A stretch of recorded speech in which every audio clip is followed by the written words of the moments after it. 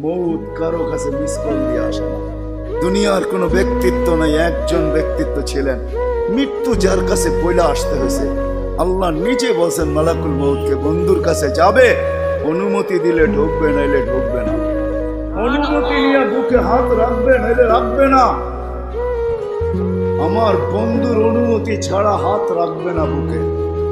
একজনই দুনিয়াতে ব্যক্তিত্ব ছিল যার কাছে অনুমতি নিয়ে আসছে, কারো কাছে আজ পর্যন্ত অনুমতি নিয়ে আসে আর আসবেও না। সত্য এটাই। এই জন্য আসেন, ওই জান্নাত, এটাই আমাদের ছোট জীবনটার উদ্দেশ্য।